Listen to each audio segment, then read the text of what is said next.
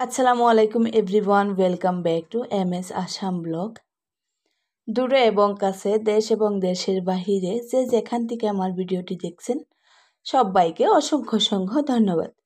সবাই কেমন আছেন? আশা করি সবাই অনেক অনেক ভালো আছেন। আমি তো আলহামদুলিল্লাহ বেশ ভালো আছি। প্রথমে আবারও একটা কথা মনে করে দিচ্ছি সবাইকে, যারা যারা আমার ভিডিওটা দেখবেন প্লিজ একটা লাইক দিতে ভুলবেন না।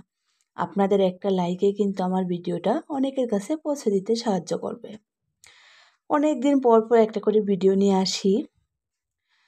হয়তো সবসময় মনের অবস্থাটাও ভালো লাগে না, মনটাও ভালো লাগে না, বা কাজকর্মে ব্যস্ত হয়ে থাকি, ভিডিও করা হয় না।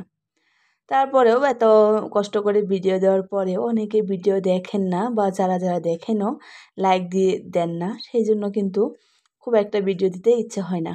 আজকে যখন বাইরে বেরোলাম, ওয়েদারটা এত সুন্দর ছিল আজকে। তো শিলংয়ে যেহেতু ঠান্ডা, অনেকটাই ঠান্ডা, বাইরে বেরিয়েছি। তো বাচ্চারা দেখলাম সবাই বলতেছিল যে রেইনবো উঠেছে। আমি সত্যি সত্যি ভাবলাম হয়তো রেইনবো উঠেছে। আমি দৌড়ে বাইরে এসে দেখি না, আকাশের কালারটা এত সুন্দর লাগতেছে কি বলবো। সেই জন্য ছোট্ট একটা ভিডিও করলাম। তো এই ভিডিও করতেছি, তো অনেকটা ঠান্ডা লাগতেছিল। ভাবলাম যে ঘরে চলে যাই যদি ঠান্ডা লেগে যায়। এমনি গলার অবস্থাটা ভালো না, ঠান্ডা লেগে গেছে, গলাটা ভীষণ ব্যথা হয়ে গেছে। প্রত্যেকদিন কিন্তু বাইরে যাওয়া হয়, কিন্তু সেরকমভাবে ভিডিও করা হয় না। অনেক দিন আগে কিন্তু আমি যখন ফার্স্ট টাইম শিলংয়ে আসলাম, এক জায়গায় ঘুরতে গিয়েছিলাম। রাস্তাটা একদম নিচু ছিল, উঁচু থেকে নিচের দিকে নামা রাস্তাটা ছিল। আমরা নিচের দিকে যাচ্ছিলাম, তো তখনই আমাদের গাড়িটা অ্যাক্সিডেন্ট হয়। তো আমরা অনেকটা চোট পেয়েছিলাম। তখন আমি তো মোবাইল হাতে ছিল আমার, আমি তখন ভিডিও করছিলাম।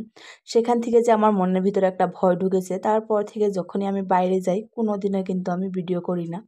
আর এই নিচের দিকে কোয়ার্টারগুলো দেখছেন, এখানে আমার আগের রুম ছিল। আমি প্রায় 4-5 মাস হলো আমি উপরের দিকে আবার শিফট হয়েছি। তো এখন আমি যাব রুমের দিকে। রাতে একটু বেরোবো। ছেলে বলতেছে কাকে নাকি ফুটবল কিনতে দেখেছে, তো ওকেও ফুটবল কিনে দিতে হবে। ছেলে কিন্তু ছোট, কিন্তু তার বড় জিনিসের কিন্তু প্রতি কিন্তু একটা ওর ফ্রেন্ডরা কিন্তু একটু বড়, ও 2 ক্লাস 3 ক্লাসের বাচ্চাদের সঙ্গে খেলে। ওরা যখনই যেটা কিনে ওকে সেটা কিনে দিতে হবে। তো অনেক বায়না ধরেছে, অনেক কান্নাকাটি করতেছিল। তোর বাবা বলতেছে রাতে যাব একবার ফুটবলটা কিনে দিতে। তো সেই জন্য ভাবলাম যে একটা কিনেই দিই। তো এখানেই তো রাতে আমরা বেরিয়ে পড়েছি। এটা যাচ্ছি পিবি পুলিশ বাজার, শিলংয়ের যেটা ফেমাস বাজার, ওই বাজারে গিয়েছিলাম। তো ভাবলাম দেখি ওর বলটা কিনেই দিই। তো এটা কিন্তু ক্রিসমাসের জন্য সাজানো হয়েছিল, এখনও অবধি খোলেনি। তো অনেক ভালো লাগতেছিল লাইটিংগুলো দেখতে। তো আজকে এখানেই বিদায় নিচ্ছি। আসসালামু আলাইকুম।